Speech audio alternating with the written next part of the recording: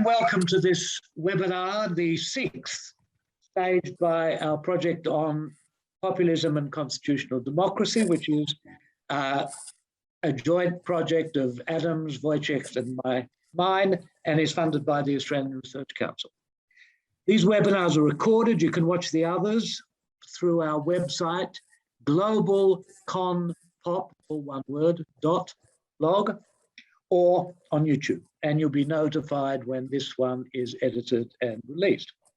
Those of you who want to ask a question, you probably know the drill already, should use the chat function, either to type your question or to write that you'd like to speak to our project, that you'd like to speak, and send it to our Mr.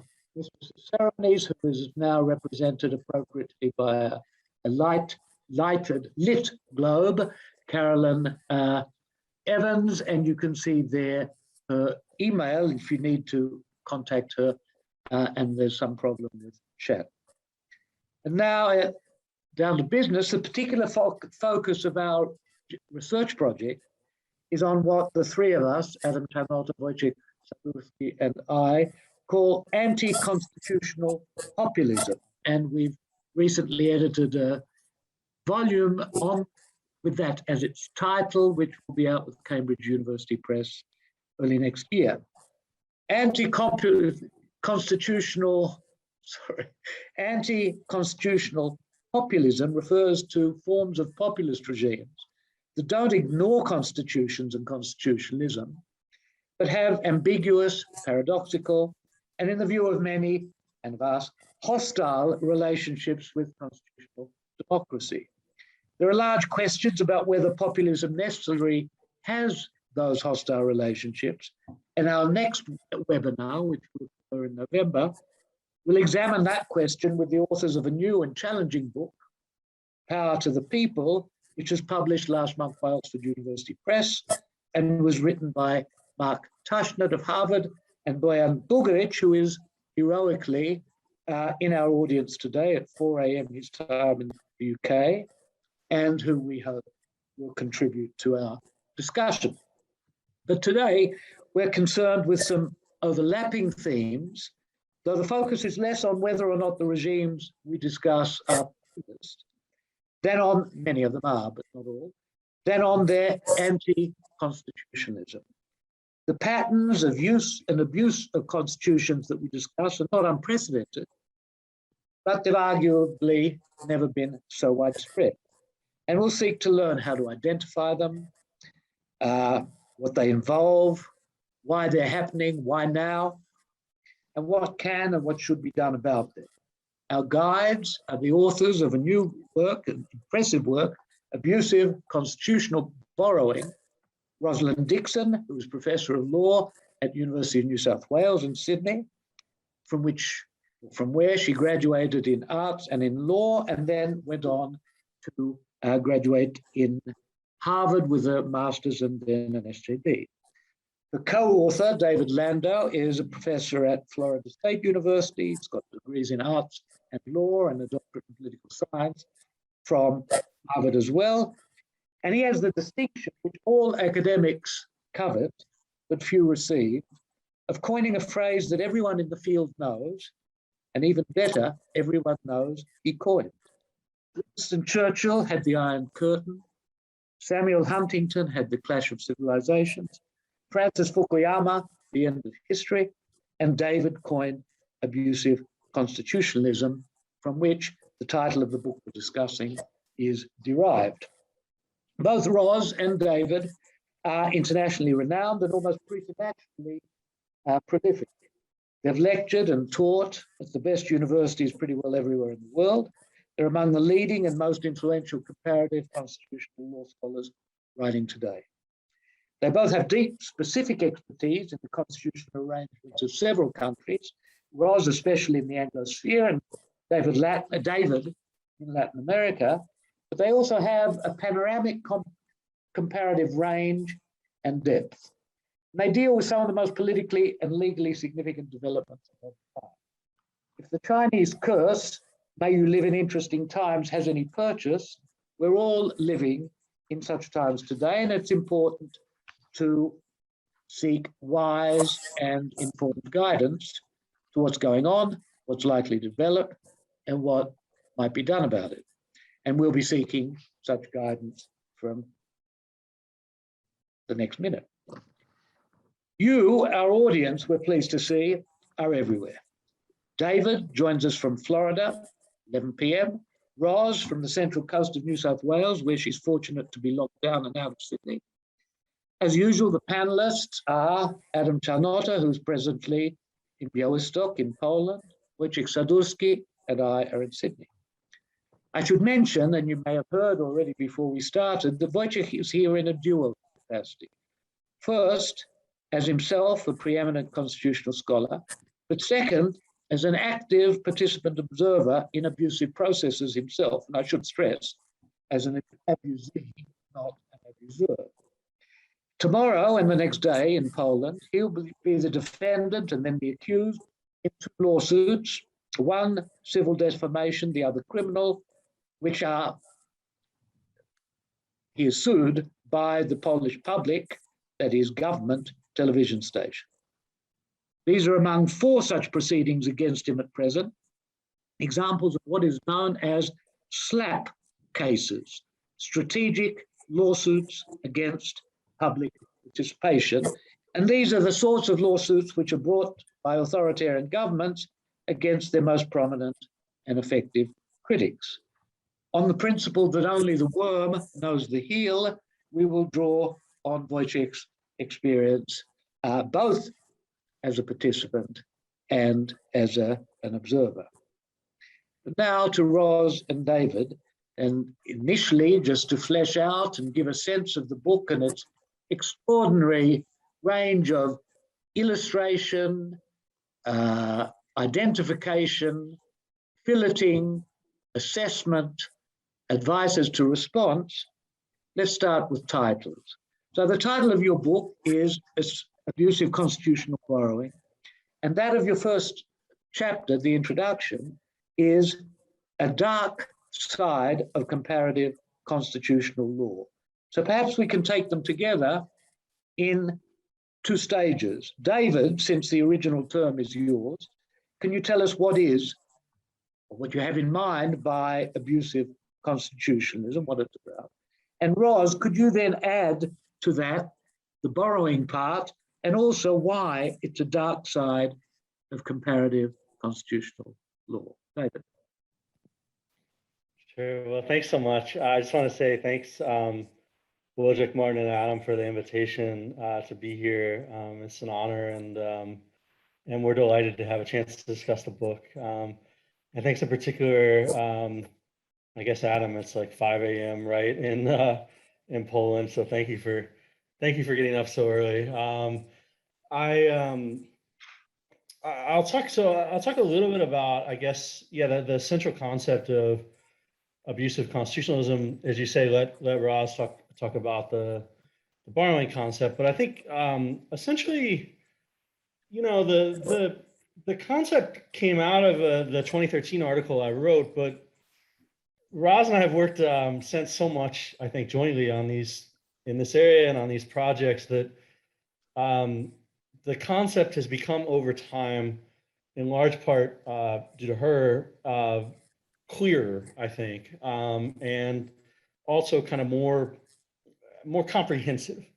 So the original article, for example, was really about techniques by authoritarians to amend the Constitution, to replace the Constitution in ways that made the regime meaningfully less democratic. And I think what we've added over time, and which kind of makes it in this book, is the idea that you can carry out abusive constitutionalism through a number of different ways, not all of which involve formal constitutional change. This is a point, for example, that Wojciech has been picking up with respect to Poland for quite some time. And so, formal constitutional amendment, replacement are both tools that can be used to undermine democracy. That's very true.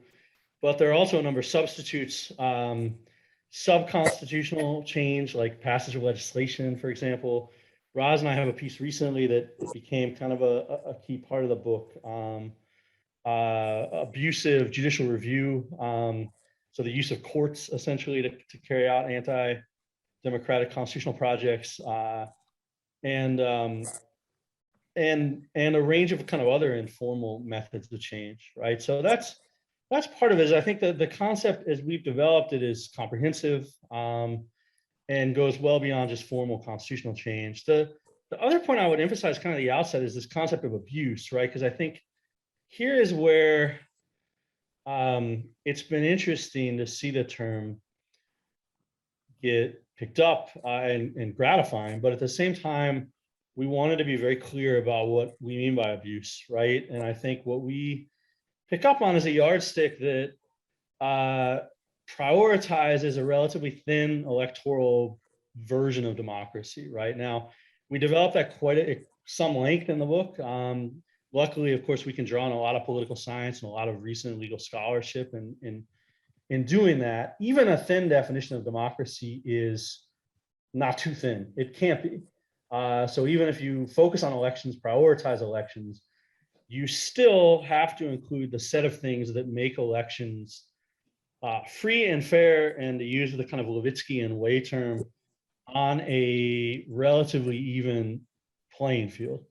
And so that means that you've got to also pay attention to at least a core of rights that are necessary to have relatively equal elections, things like the rule of law, right? So even the thin definition gets thicker and kind of more contextual as you go. But our thought in picking this as our yardstick, right, and sticking to it, is that it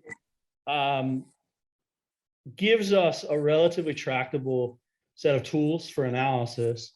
It also lets us, I think, develop a set of yardsticks where even under the rhetoric of a lot of these regimes, what they're doing is abusive, right? So like focusing on the democratic part, narrowly conceived, rather than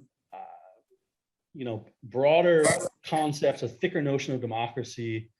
Often you then can point to regimes and say, you're basically being abusive according to your own definition, right, of what it is you're trying to do. Because many of these regimes, although they, to use Orban's terminology, might reject liberalism or certain kind of Western baggage, right, they all self-identify as democratic.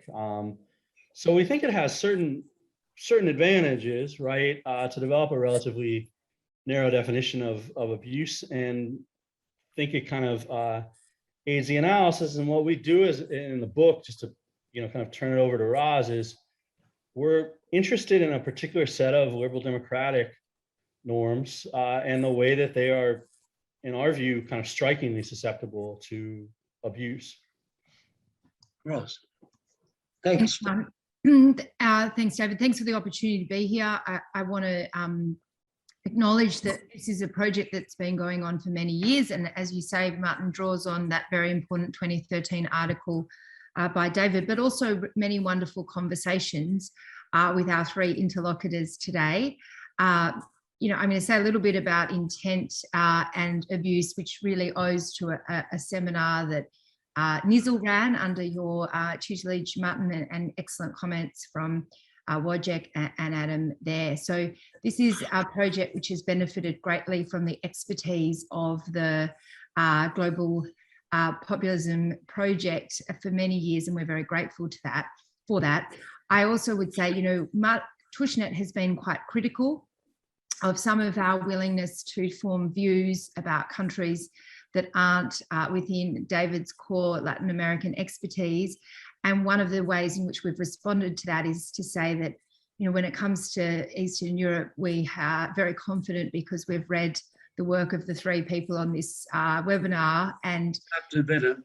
No, I think to be real about it, which is Adam, has been someone who has defended some things in Eastern Europe in ways that draw serious arguments for popular constitutionalism and a different conception of liberal democracy than, say, Wojciech. And I think that the pluralism among you in your intellectual views of those countries, with having a shared set of normative commitments but variety of views, has actually been extremely important to us and others in the field being willing to draw lines around certain kinds of behaviours in countries where we are less expert.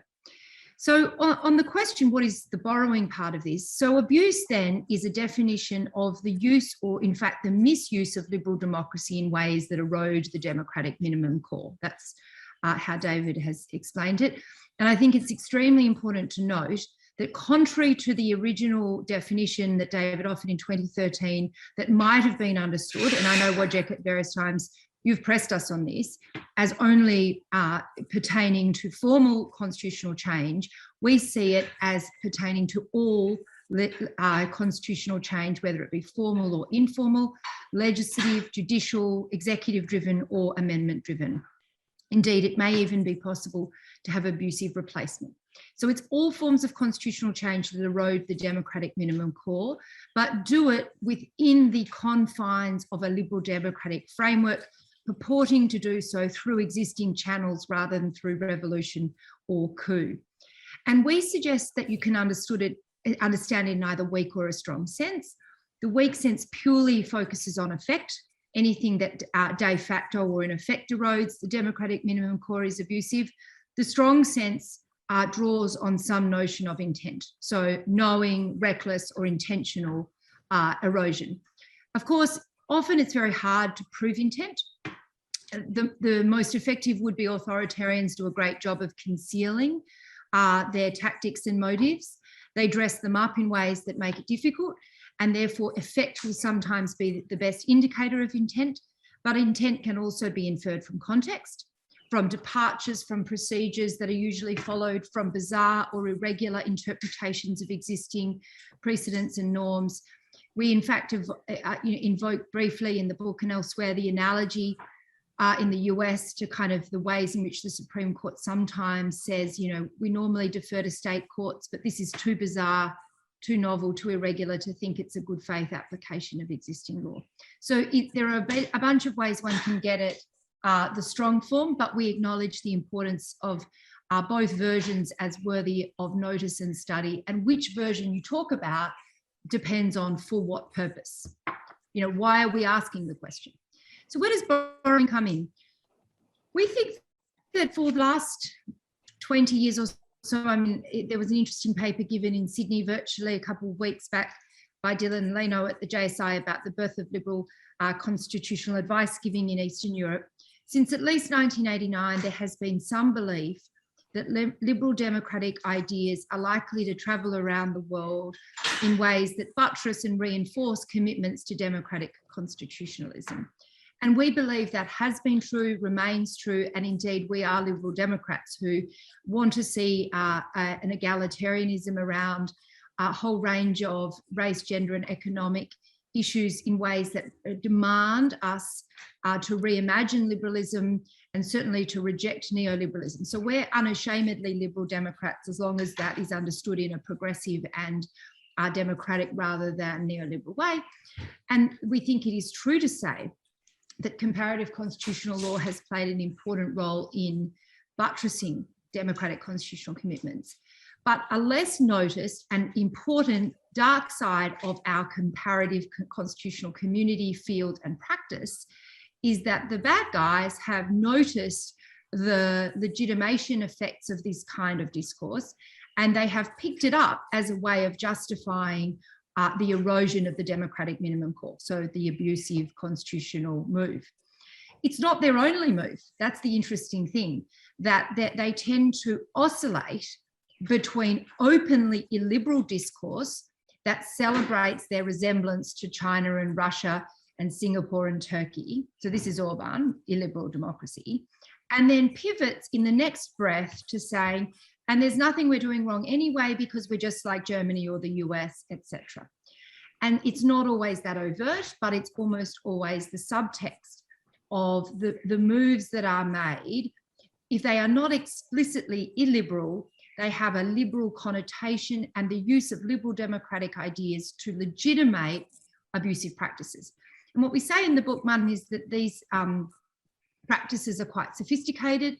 They sort of trade on what happens inevitably when ideas travel, which is when ideas travel, they adapt, they morph, They lose something of the original context and gain something new from the new context. You don't have to be Frankenberg to believe that ideas adapt when they are, taken into a new context. And we say that what's distinctive about abusive borrowing is that it radicalizes that decontextualization and recontextualization, or that form of adaptation, to mean that it's really a very overt subversion of the telos of the norm, which is liberal democratic, in ways that mean that its effects are clearly abusive or anti-democratic. And we notice 4 different forms of that. We talk about radical superficiality, selective, acontextual, and anti-purposive uses in that sense. Now, Kim-Lane Shepley has just written a short note that'll be published very shortly on the Balkanization website, where she says, "I hate the word borrowing." And borrowing is obviously a metaphor in this context, and you could, take it or leave it. It's not literally borrowing and then returning, right? So it's not borrowing in that ordinary sense. Some people prefer the word migration. We don't like migration because the focus of it is that the idea is to kind of leave one country, move to another, and we think it's actually a kind of trade about a constant mutual referencing that makes the idea work. And we want to emphasize the intentionality of many of these uses. It's not that the idea just seeps over to Rwanda or to Hungary or to Venezuela. It's that the would-be authoritarians are going shopping, looking around the world for ways of legitimating the regime in ways that mean it can still get international funding, it can still be part of the community of nations, it can still avoid the sort of consequences that accrue to regimes that are, listed as fully autocratic, and yet be repressive and anti-democratic. And so we think it's very deliberate, and it's a kind of deliberate importation of the veneer of liberal democracy without its substance. And you can find us a better metaphor, we'll embrace it, but that the metaphor is not meant to be the idea, it's meant to convey the way in which ideas, that circulate in the global community of liberal democracies are picked up and misused by would-be authoritarian regimes. Thank you, that's terrific. We'll come back to borrowing and to some of the terms and to abuse, but I wonder if mention your 4 forms of abusive borrowing, and I wonder if you could give some examples, maybe, well, 2 things. Give some characterization. What does it mean to be sham, superficial? What does it mean to be counter-purposive? But also some examples. And since there are 4, sham, selective, acontextual, and anti-purposive, maybe you could just carve it up among yourselves. I love it, Martin. You're actively managing the Landau-Dixon allocation of talking I to am trying desperately to do so, yeah. No one else has been brave enough to attempt that in the past. David, over to you. Sure. So, yeah, I guess I'll talk a little bit about the concepts, right? And then try to give a few examples. In a sense, a lot of them are mixtures, right, of different forms. And so I want to take that into account as well. But what we mean by sham basically is this maybe is the best known, I guess. It's kind of like these are the norms that are used for legitimizing effect, but aren't intended to do anything, basically, right? And so that's, in some ways, the simplest form. It's, existing works on authoritarian constitutions make something of the idea of a sham. And, it's a real phenomenon. So, for example, we go through an example of the book that's kind of interesting of environmental rights in Ecuador, right? Our examples basically, we do rights, courts, constituent power, and then political constitutionalism. And the first 3 are really kind of, building blocks, I think, of liberal democracy. So it's interesting to see the ways in which they get abused, and frankly concerning, I think. The 4th, political constitutionalism, is, also, I think, important set of concepts, and one that is sort of at the forefront right now.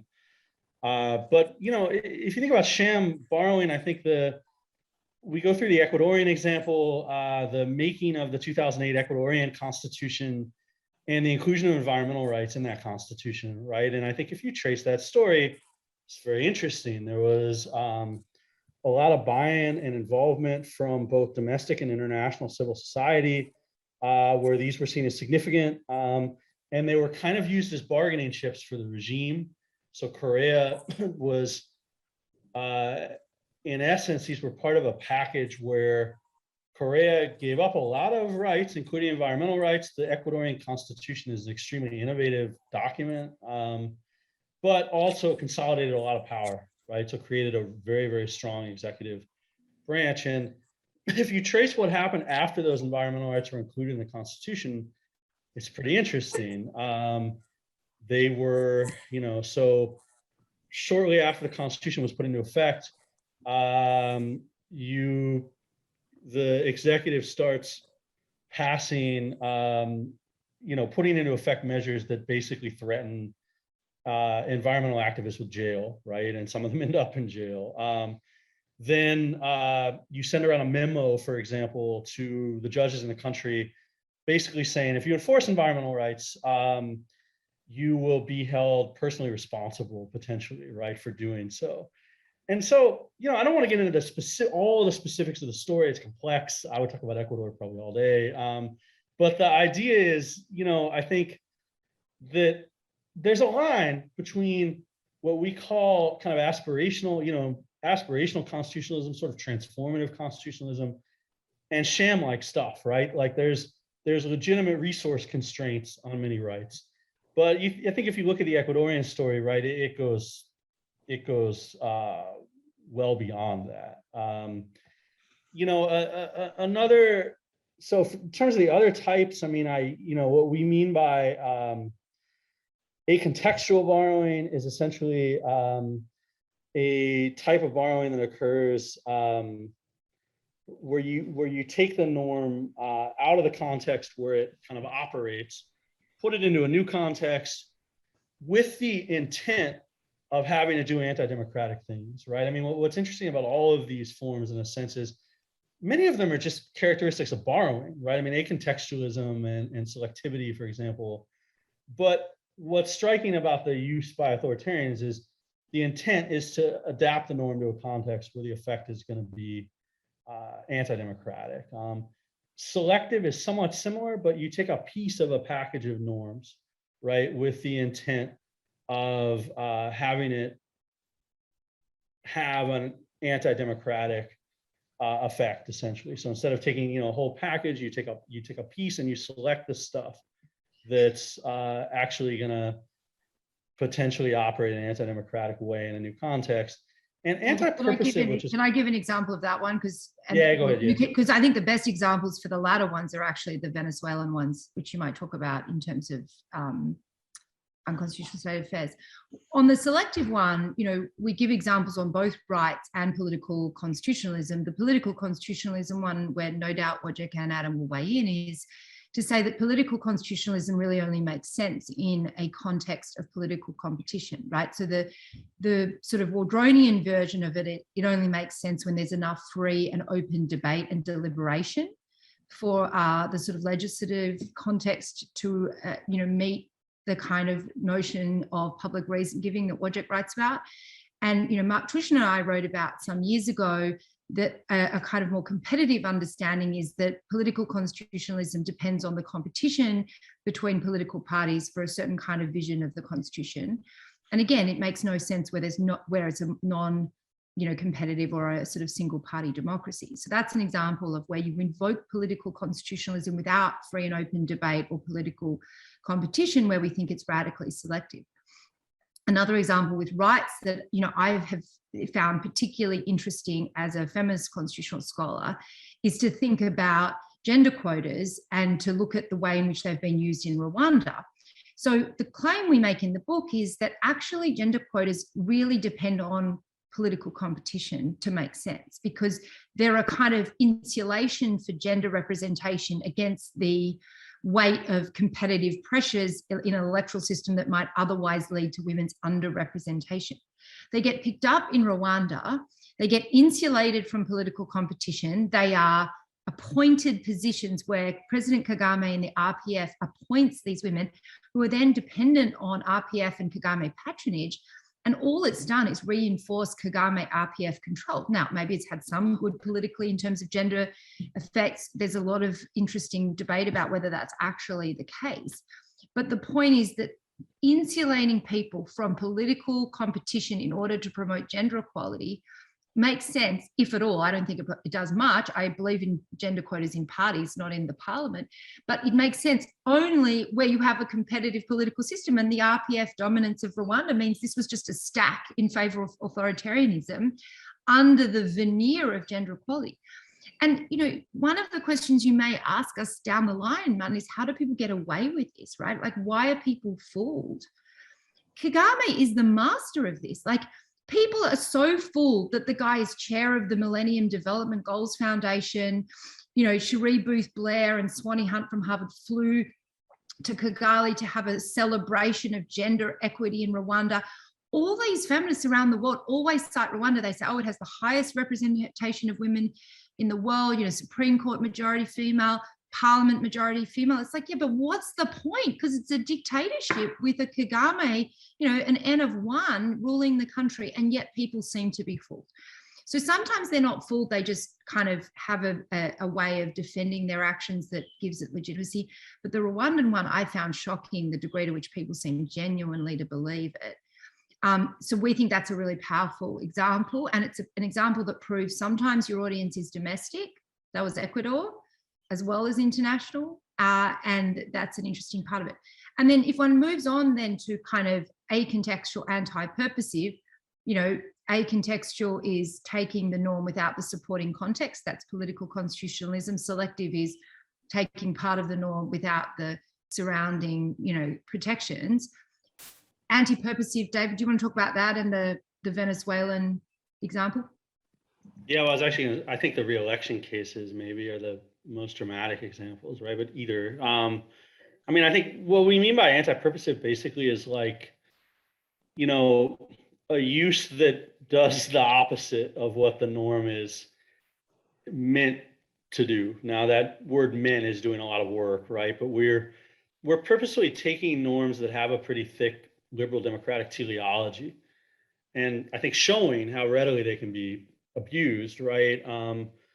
So you take, you know, there's this celebrated case from Colombia from about 10 years ago, where the court prevented Alvaro Uribe from having a third term in office, right? So, and that case is celebrated because it's seen as protecting the democratic order in Colombia, sort of imposing a reasonable term limit and preventing overstaying, so kind of protecting the, you know, kind of over-aggrandizement of the executive branch in a circumstance where Colombian democracy was fragile.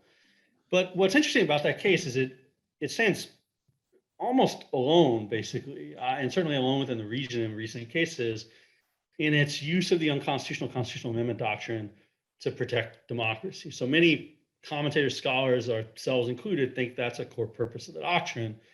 But in fact, what a ton of recent Latin American cases involve is the opposite: the use of the unconstitutional constitutional amendment doctrine to get rid of a presidential term limit, right? Based on an argument that is bogus, basically, that there is a fundamental human right to unlimited presidential reelection. And therefore that any term limit is an unreasonable restriction on the constitutional and human rights of incumbent presidents and their voters. And this is a real thing that has spread across the region. You see intonations and echoes of this in Venezuela, Bolivia, Ecuador, and, you know, in circumstances where they kind of pave the way for presidents to remove term limits, and then courts themselves excising term limits in Honduras, Bolivia, Nicaragua, El Salvador most recently, right? So you've got a bunch of these decisions that are coming down. And it's what is so rich about these that's fascinating is they have this anti-purposive quality in different ways. I mean, their abuse of the unconstitutional constitutional amendment doctrine, we would argue, right, and that they're going kind of contrary to the pro-constitutional purpose of the doctrine and pro-democratic purpose of the doctrine.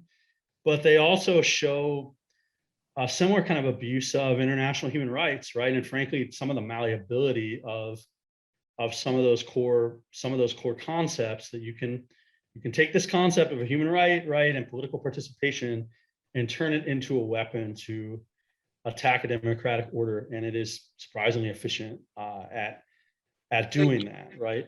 Yeah. Thank you. So people who haven't yet read the book now know that they need to, and also have some sense of what's in it. I mean, I can say that the book is full of not just remarkably chosen examples, or remarkable examples well chosen, but the kind of analysis that we've heard from Rasmus and David, because nobody announces that they're doing abusive constitutional borrowing. Interesting fact. That's one thing that's never said by the people who do it. And to show it takes a kind of remarkable skill, insight, knowledge of so many different things. And it's a hugely impressive performance.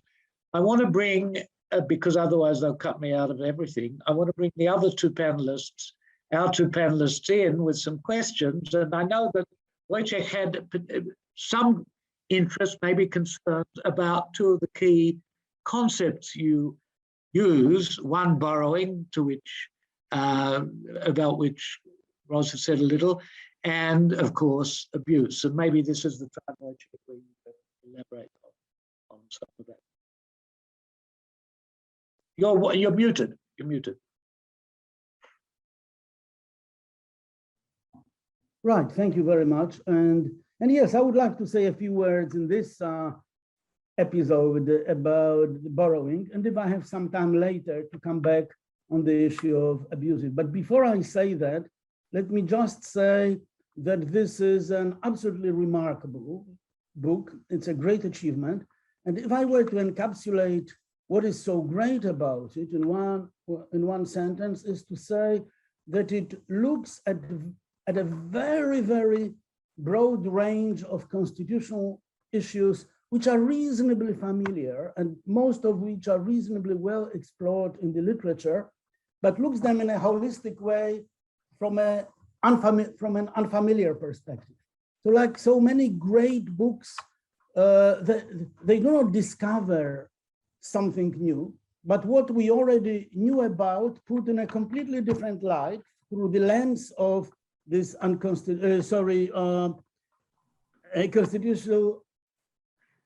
Abusive constitutional borrowing. Abusive constitutional borrowing.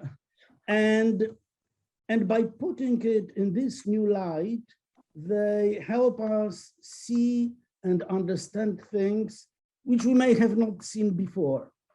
So that is what is so remarkable about this path-breaking book.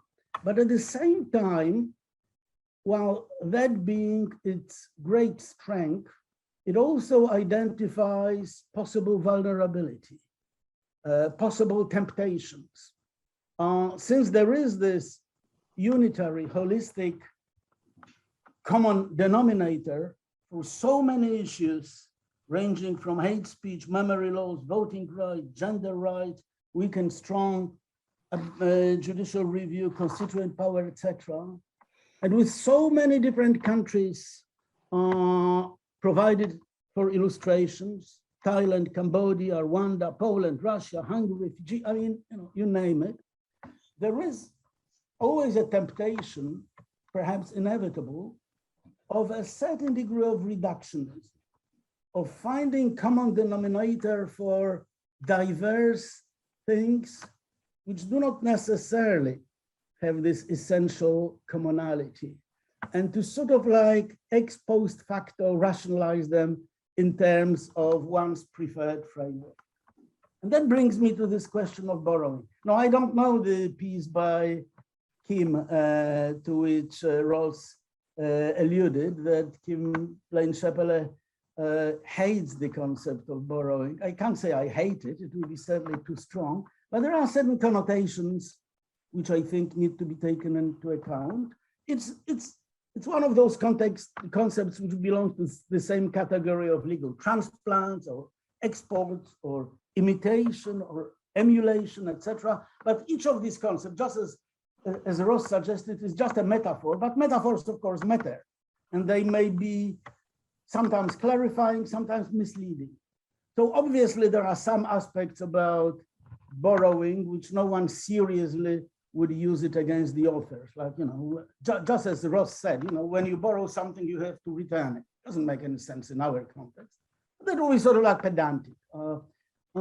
Perhaps it will be also pedantic, although slightly more significant, is that the act of borrowing creates certain links of dependence, duty, owing something, debt, by the borrower to the borrowee. And again, that wouldn't make any sense in this context. But what does make sense is something that Ross herself has explicitly stated in your introduction, Ross, and that is that when we think about borrowing, we think about certain deliberate act of picking a particular legal institutions from country A and implanting it in your own country. You used a nice metaphor of shopping around. So those autocrats keep shopping around the world and pick up various institutions and norms, which then they transplant in their country, but reverse their meanings or do it in a selective way, etc. And I just wonder whether, even in that only sense, borrowing really explains everything that you talk about in your book. So let me just, and I'll finish at that. Let me just give one very specific example, the example which is absolutely marginal from the point of view of your overall project, but it's just one of those case studies. And because I think that illustrates the concern that I have. So there is this issue about voting rights in Hungary and how Orban very ingeniously decided to bring into the voting rolls some 800,000 of Hungarians living abroad, mainly in Romania, and mainly very nationalistic, therefore pro-Fidesz, while at the same time de facto excluded or made it extremely difficult for Hungarians, current residents in Western Europe, migrants, who emigrated for a short time and they basically they could vote, but it was very difficult. There were just 3 places in the whole UK where they could vote, etc. So he basically replaced the constituency of voters. This matter is widely known. We have Esther Bodnar, I can see on our list. She also wrote about it. Now, what sort of borrowing is that? I mean, it is a very dirty trick, no doubt about it. It is tilting the playing field before the election to your benefit, to the benefit of incumbent, big way. But in what way can it be seen as borrowing? Where did he borrow it from? All the more so since after describing it, you say at page 69, talking about the European Convention of Human Rights as it could have applied and EU law to the matter, you say, and I quote, since regional law does not require citizens living abroad to be given any right to vote in national elections at all, Fidesz can argue that Hungarian law is ahead of the regional curve. Well, if it's ahead of the regional curve, then it didn't borrow from anyone else. And it's just one point on which I picked, because I think that this is, I don't know whether we can, reread the whole book from that a little bit, I would say, angry or negative view. I certainly don't have that intention, but I just wonder whether this concept of borrowing, of shopping around and picking and choosing, etc., gives enough mileage to your analysis so that it covers such a broad range of issues you discuss. Thank you. whichever of you would like to respond. Let's try to now perhaps keep the questions briefer and the answers brief too, because we have an eager audience who want to get in at some point. So please. Can I say something brief, and then if you want to add, David? So the first is just, I think, Wojciech, you're right to say there are many familiar examples from which we mine new sort of patterns, some of them more plausible than others. I think it's only because you know so much about the world that you see them as familiar. I mean, I think we have a bunch of examples in Eastern Europe that are very familiar to this audience, and some more so in Latin America, but we also try and cover what I would consider to be less well, studied examples. Fiji, Cambodia, Burundi, Rwanda don't get a lot of attention in this debate. The second is, I think you were right to point to the Hungarian voting case as one where we don't trace what you might call genealogy. So we don't say, see, this is where they got it from. Whereas we can see that for some other examples, like the Polish memory laws have a much more overt European, German, ICCPR type genealogy. So in that sense, they're one of our more passing examples that we don't develop or flesh out as persuasively.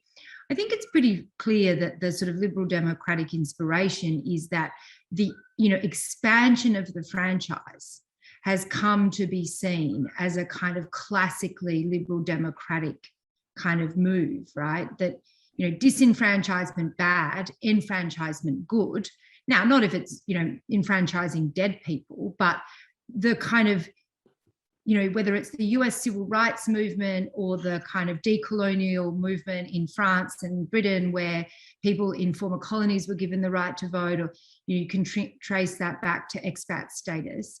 I do think that if we wanted to, for that example, we could show a more specific genealogy to either France or Britain.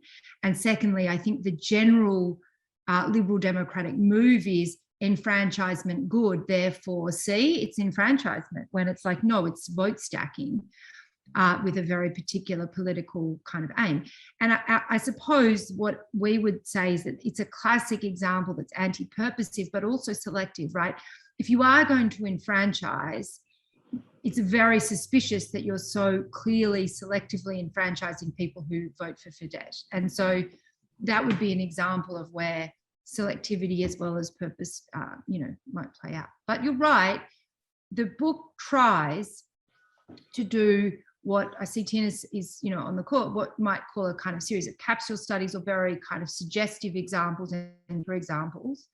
The one you draw attention to is one of the more brief kind of examples where we don't do the work of showing full genealogy, and where it's absolutely fair to say, well, you haven't proven it, you've suggested it's plausible as an interpretation. I think it's probably actually pretty easy to do the work. And one of the things that's fascinating about on the genealogy side is that, as you would know better than, any of us, these sort of networks that are the illiberal networks, right? So the Breitbart News, Steve Bannon types create not only the borrowing of illiberal ideas, they give people ideas about abusive borrowing, right? So if Bannon has been talking to, the Brexit Leave people and then goes to Budapest and he says, the Brits do that, you could just rely on that. So I would suspect that some of the networks that if we were to trace it very carefully in Hungary, not only do you have the ability to trace the illiberal ideas, that the map of the way in which abusive borrowing has occurred has probably also got some of the same footprint of the entrepreneurial kind of illiberal types doing the work of spreading, bad ideas. Did you want to add anything to that? Just very brief. I mean, I think, I think you're right, Wojciech, as Roz pointed out, that we do less of the tracing there. I do think, though, that there's relevant EU and European level stuff, right? In other words, sort of exhortations to expansions of the franchise. So it's certainly right that there's no entitlement or right, and the ECHR has been clear about that, right, and other institutions. But there is a series of documents that are kind of softer. And so it's certainly true that the Hungarian move was consistent, right, with some of that European level stuff. And the other thing I would say is, I think the concept of borrowing, and Roz, I guess, made this point a little bit earlier, but there is a difference between borrowing as inspiration and then borrowing as like justification, right? And those are slightly different, although they overlap. You can see them in the same case. And so there are cases where like it seems to us that the idea actually came to the actor, like they thought of it comparatively. There are other cases where that's clearly not true, but nonetheless, they draw some legitimacy from being able to draw on the transnational norm. And, in this case, if anything, it's closer to the second, I think, right? But there's at least some element, I think, of the justification there. Thank you. I mean, this is an interesting title of a book. It's got 3 words. All of them are controversial. Borrowing, we can see, is controversial. Even more, of course, is abuse. So as to borrowing, and just one mention, Alvin Chung, who you cite in your book several times, has this wonderful phrase, legal whataboutism. And that, I think, speaks to what David was just saying about legitimation. Whenever anyone complains about anything in any of these regimes, they'll say, but in Luxembourg, Liechtenstein, God knows where, there's something like that. But let's move to the other and most controversial term, since while lots of people will admit to a borrowing, or one says you can find everything I've done somewhere, no one admits to doing it abusively. And that's a huge and controversial in some of your exchanges, for example, with Mark Tushnet, question, how do you identify abuse since it's not announced? So I think Adam has some views on that, and let's ask him to offer them. Thank you very much. First of all, thanks very much for the fantastic book. And it is difficult to speak, after this, my eloquent colleagues being in Poland for so long time, I almost lost my English. And with this abuse, I got basically 3 issues here. The first of all, which are connected with abuse. What you deal with in the book, from my perspective, are the societies generally in some sort of the turmoil, in transition. So this institutional shopping is from happier part of the world. It is justified really to trace this stuff, means borrowing from the happy world and translation to the sort of the societies in transition. It means partly, it seems to me, you justify that by the minimalist concept of democracy. But it seems to me what is missing totally in your contextualization is what could be called societal constitutionalism, right? It means taking into account the social structure, processes there, and so on. Then the second issue which I have here, with this question of abuse part, is connected with intentionalism. Generally speaking, in the comparative law, and I believe also in the constitutional comparative law, is possible to identify 2 different types of approach. Let's say that first part is it could be called cognitive control, when we develop some tools, some intellectual tools, and try to fit the empirical material into this tool.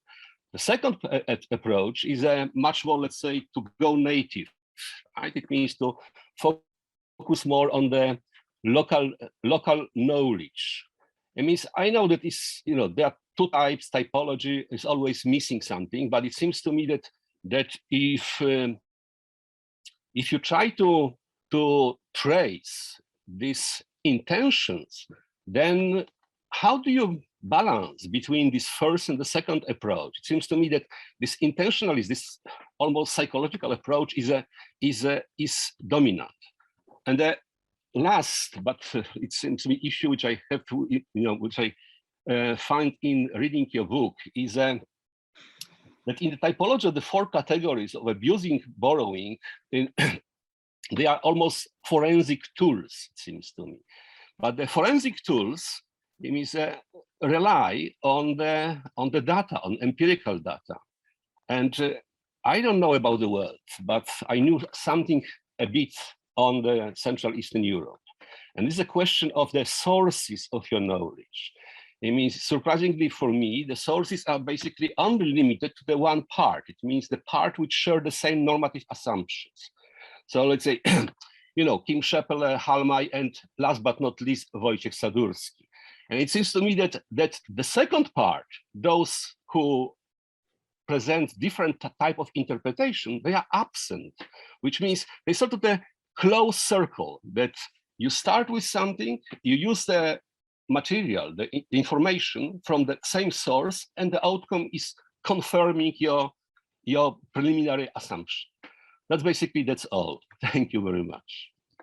We are not reading in the original language. We are not fully versed in the breadth of the debate, but you know enough.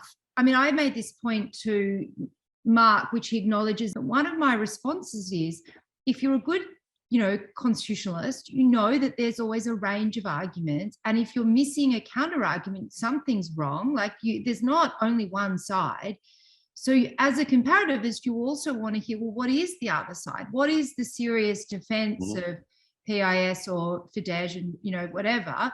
And so if you only read Kim, you're in trouble. But I feel like in some countries, that's a real worry. So for Cambodia and Rwanda, I think that's a real worry because the depth of the profession that speaks English and participates in the cosmopolitan world isn't there. But I also think that the facts are so plain in terms of, when the regime wins 95% of the vote and, there's a guy who founded a journalist cadetship program in Rwanda who wrote this incredibly rending book about how the fact that every cadet that he, trained is either dead or disappeared or left Rwanda. Like the facts are so plain for Cambodia and Rwanda that I feel like the absence of, diverse views is not as troubling.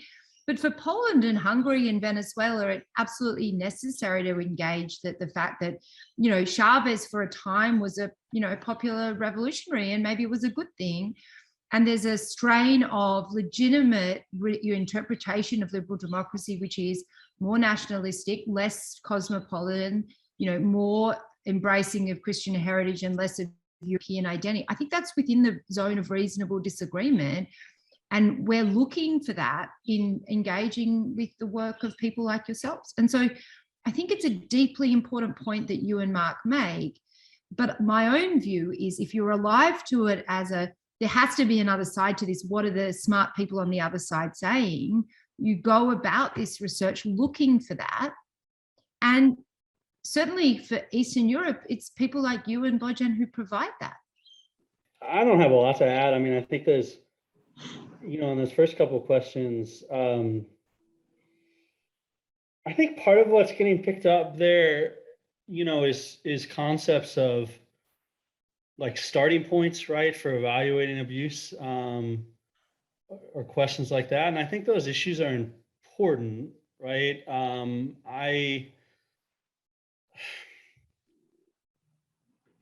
Let me say a few things, right? One is, I don't think the concept of abusive borrowing is at all confined to what sometimes gets called global South context, right? And I think we both think, Raz and I both think that actually there's quite a bit of it going on in global North context as well, if you want to use that term. Just that it, our focus in this book is on a certain set of contexts. I think that's right? But we try to pick up in the conclusion the fact that the phenomenon seems to be spreading. It seems to be, as Raz has pointed out, have something to do with almost the emptiness of modern language, right? Like you can take concepts and make them mean sort of anything you want them to mean.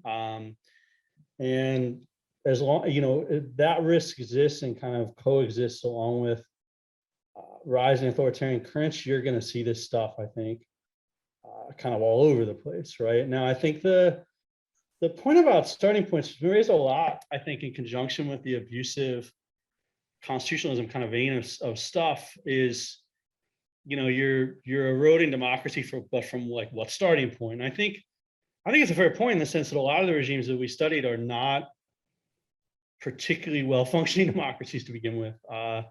Within Latin America, even I wouldn't describe Venezuela or Ecuador that way prior to these efforts.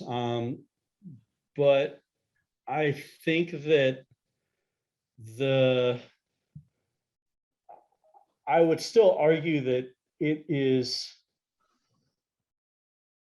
important to focus on a core of electoral democracy, and the use of these things to erode that core is noteworthy in its own right, and almost certainly makes a bunch of the other things surrounding it worse, right? So it's not that we want to bracket or ignore broader conceptions of constitutionalism or democracy, but to say that these things are usually correlated, right, and go downhill at the same time as the erosion of constitutional democracy, and the claims that some of these regimes have made to trade-offs between different types of democracy or sets of norms. Those things, I think, when you examine them closely, normally end up being either fictitious or at least very deeply problematic over time. Thank you very much. Let's move to Q&A because we have a number of distinguished comparative constitutionalists in the audience, and everybody in the audience is distinguished. So could we open up, Carolyn, to Q&A?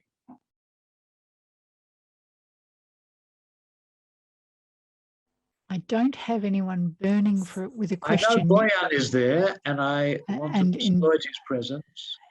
Even the fact that Wake is already something. Fleur has put a question in the chat box, if you would like to start with that. Sure. And then anyone who would like to come on to talk and raise a question, please raise your hand or send me a message in the chat box.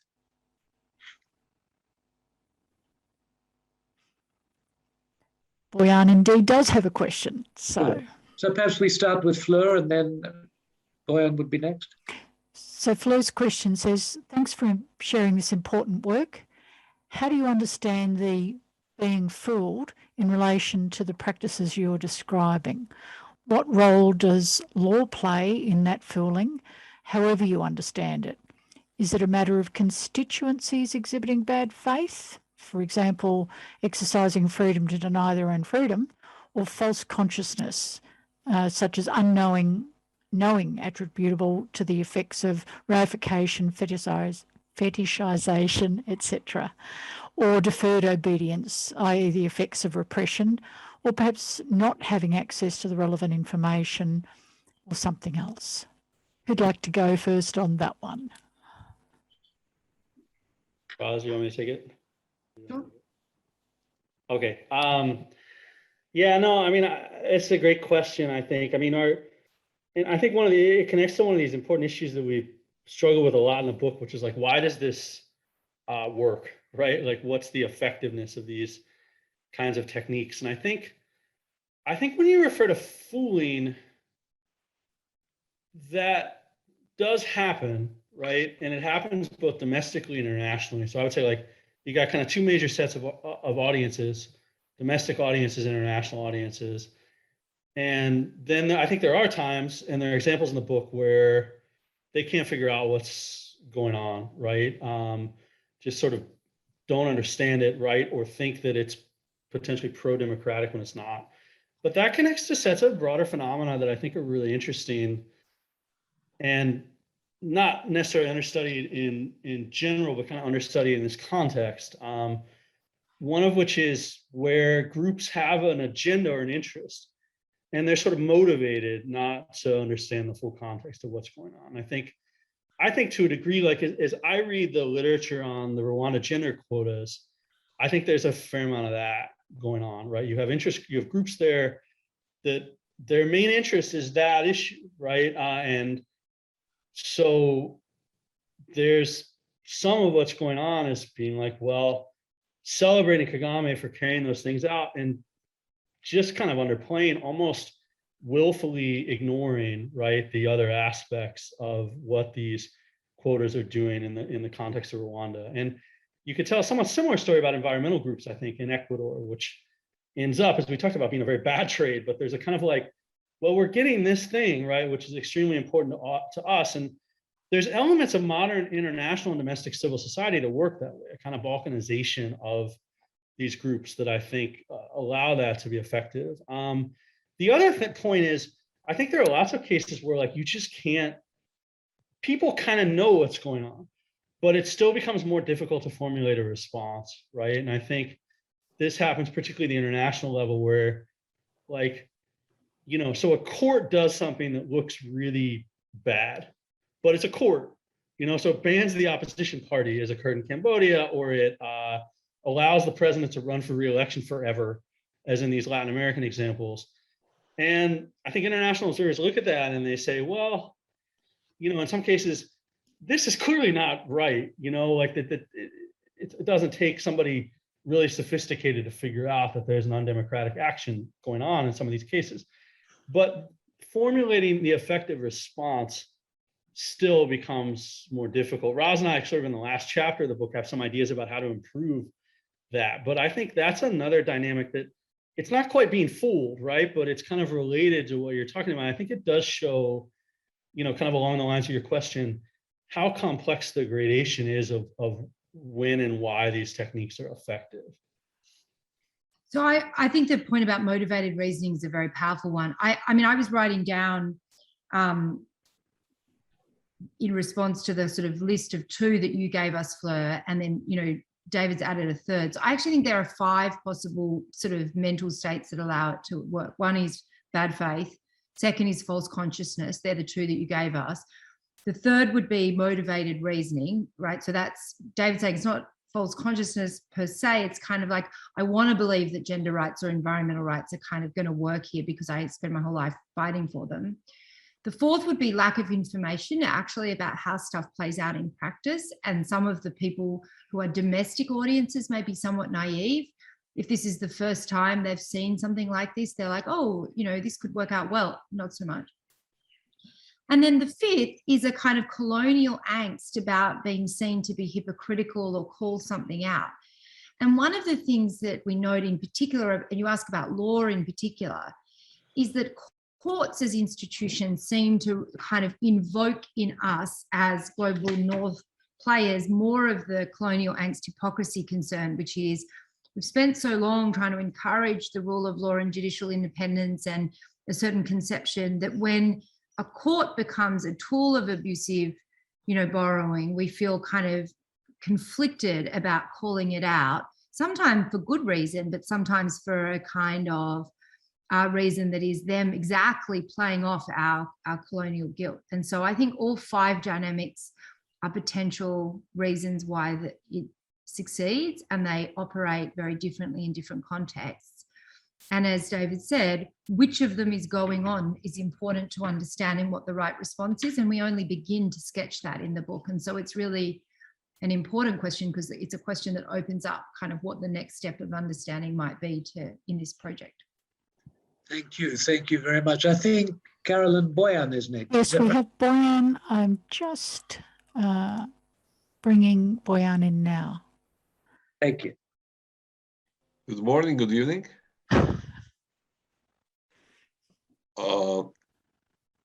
I think this is a very important book for me, at least for 2 following reasons. First, it really shows how important legal tools, constitutional tools are for current authoritarian regimes.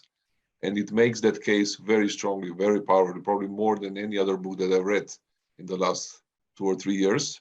And secondly, also in its execution, I think it moves beyond much of the current literature by using the concept of the intent of those who abuse the legal tools. So for Ross and David, the intent is crucially important. So I think these are 2 important steps that are made in this very important book. On the other hand, I find, I would say it maybe inadvertently, the book contributes to something that, in some kind of Hungarian terms might be called, institutional fetishism. So it doesn't explode enough the internal problems of liberal constitutionalism that are also co-responsible for many of the things that we are seeing, and that contribute and give the authoritarians, the reason and the tools for the abuse of the same system. That's one thing. And the second point I wanted to raise is that in some ways, not in all ways, but in some ways, the books remind me of the quality also and shortcomings of Jan Werner Muller's book on populism. So the books work very well in the authoritarian context. and I have no quarrels about that. I think it really masterfully explains the use of the legal tools, how they are abused, and it introduces many clarifications and lists of the concepts and variations and so on. However, it works less well when we move to those non-authoritarian, democratic, and other constitutionalists who also want to change the status quo, but for other non-authoritarian purposes. I'm aware that that was not the intent of the book, but it's not explored in the book. So there are many different examples around the world where you have, governments, politicians who are also removing certain veto points, in the constitutional structure, but not, with the intent of undermining democracy, but actually with the intent of, revamping, with the intent of further deepening the democracy. And that aspect, I think, is not explained or elaborated in the book to the same extent as the first one. So that, I think, it's a sort of a kind of a weakness, which is not built in the project itself. That's why I think having the focus on the intent can possibly prevent that weakness, but it's not explored in the book. Thank you. Thank you. Can I take the first cut at that, Sure, David? sure. So, Rajan, I think both of your points are very powerful. One is an under-inclusiveness point and one's an over-inclusiveness point, right? So on the under-inclusiveness, which is to say that, illiberal populism, the group here has lots of different persuasive ways of giving a label to it, but abusive constitutionalism is another, is the product of many, many dynamics. And when David and I sort of explain this book, in a more sort of presentation rather than Q&A style, one of the things we normally say is, we think this book explains a small part of the current global problem, right? And it's a kind of weird form of marketing to say, this book is 10% of a hugely significant problem. But we always say this is the 10% that we guys, as a community are contributing to, right? We are not making the decisions of the IMF. We are not actually running the Treasury, nor are we making migration policy. Now, as voters, citizens, and activists, we can have views on that. I have been writing a project about reimagining liberalism, in terms of economic policy. David and I both write about social rights, and we have a piece about the middle class social rights as a form of reimagined kind of liberalism that takes your kind of version of populism more seriously and agrees with it. But so this book might be seen as institutional fetishism, but not if we have our opportunity to have a disclaimer which says, we think we've nailed 10% of the problem, but there's 90% of it that needs to be paid more attention to, which includes immigration, economic policy, how we reimagine, the notion of the nation state and the relationship between the cosmopolitan and the national, the kind of institutionalization of norms that, Martin and Adam and others have been working on. So you're absolutely right, but just the sticker on the front of the book says, read this if you want to solve 10% of the problem, not the whole problem, right? So you say it's under-inclusive, and we agree, but we would say absolutely correct. But this is the 10% of the problem that comparative constitutional law professors have the most control over, and we should be most attentive to, even as we acknowledge the importance of all the other stuff. And then on the second, that it's over-inclusive in kind of constraining transformation. Adam, that was your point, or reimagination of liberalism. I think, no, it's very, very hard to strike the exact right balance. So people like Kim and Tiernes has made comments to this effect. We define democracy in a too thin, too minimalist way. But part of the reason we do that is we do want to preserve scope for change and transformation that is reimagining of liberalism that is consistent with a new form of constitutional democracy. And so, especially when you add intent to our definition and you put the democratic minimum core in there, it actually is quite consistent with reimagination of the kind that you have in mind. And so I think our projects are more close and sympathetic than you might think in that sense. And certainly the end of the book, we cite, a number of people, including people like you, and talk about reimagining liberalism as part of the solution, that you have to deliver a different, more appealing version, and the democratic minimum core is too thin for many people's taste, but it deliberately is constructed in a way that leaves scope for that. Thank you. David? No, I mean, I don't have anything to add to that. That was a great answer on both points. I mean, I think I do think, properly understood, the project not only leaves room for experimentation, but that's what both Roz and I would call for, right? Subject to that one constraint, which is the defense of the democratic minimum core.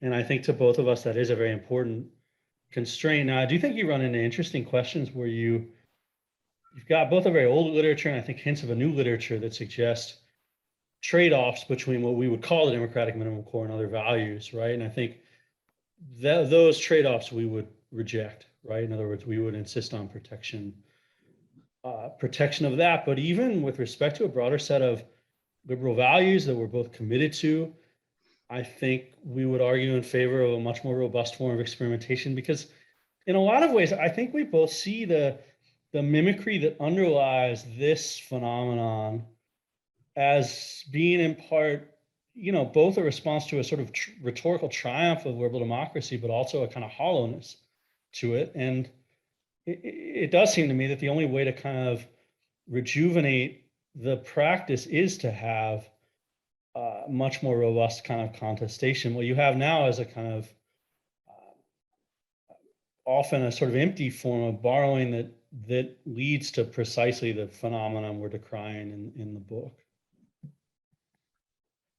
I mean, this is it's also a fascinating segue between this webinar and what I imagine will be the focus of the next one, in that many of the terms, liberalism, democracy, rule of law,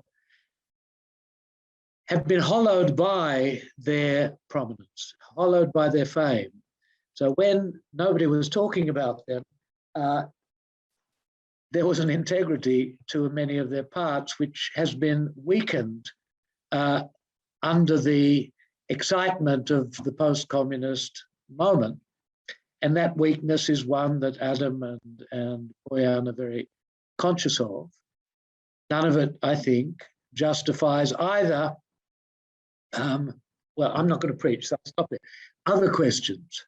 Good morning. Hello.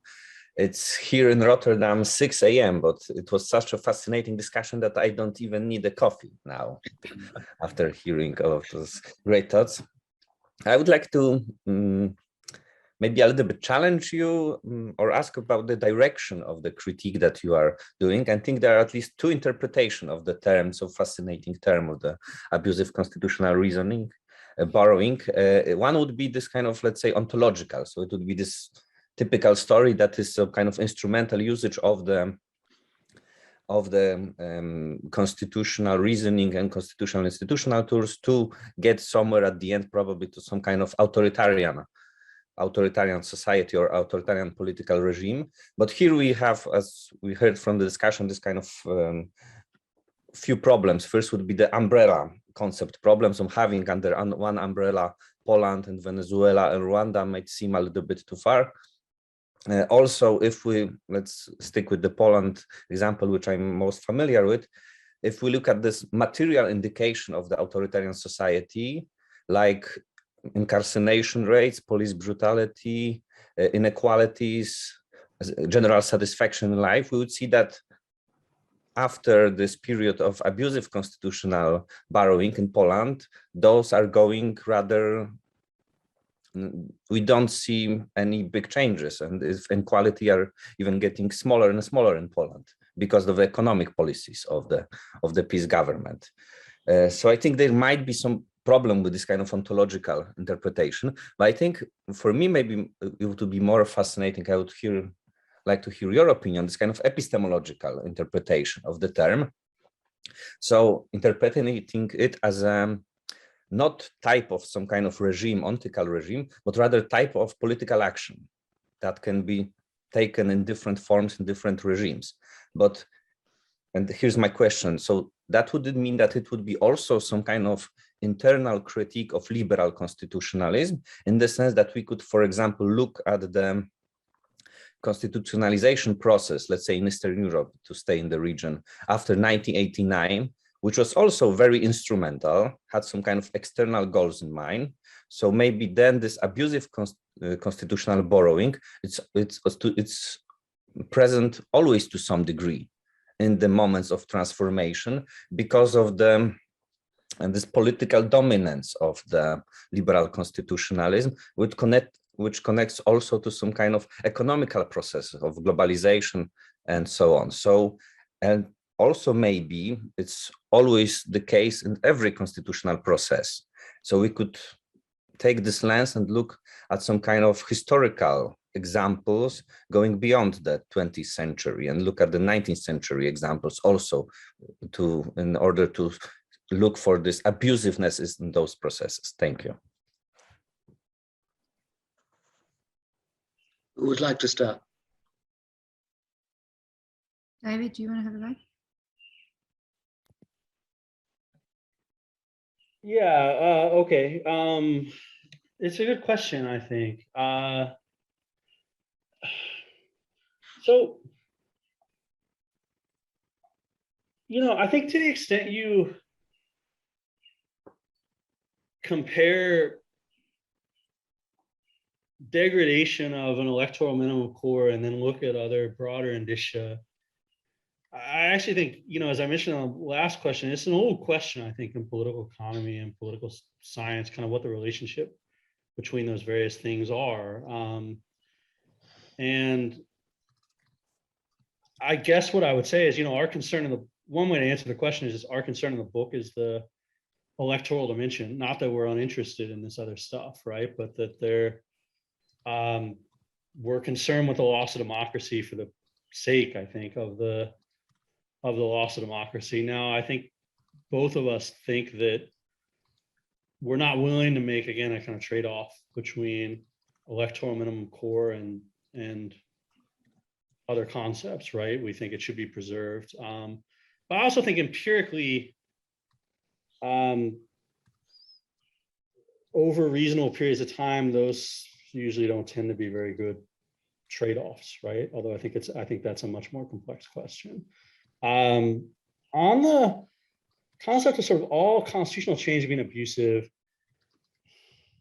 it's a difficult question, I think, to give a full answer to. Other than that, what I would say in part is, I think if you take our definition of abuse, I don't think it's true, right? I mean, I think, in other words, I think one of the advantages of a kind of more tractable, electorally focused conception of abuse is that I don't think it is ubiquitous in moments of transition or constitutional change. In a broader sense, it may well be, right, that you have connections with ideas like, economic power or things along those lines. But I think in the sense we're using it in the book, it seems to me that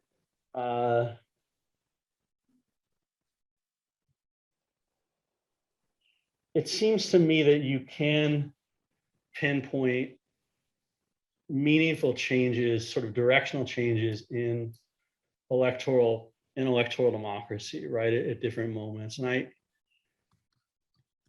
I don't agree that using our definition, abuse is sort of inevitably a product of relatively transitional constitutionalism. I think it is a sometimes problem, but not an always problem. Rose? No? Well, I think, unless I've missed some, it's time to get close to a close, and another question has popped up. Perhaps I can. Sorry, we do have a couple of other questions and a couple of other people queued up, but we unfortunately are running out of time. Right. Well, if you've got the patience, tolerance, which we Liberal Democrats have, we can keep it going a little, but I think not too long, because then our audience, not having to be polite, but just turning off their computer, will start to dwindle. So if there are people now ready to ask a question, please.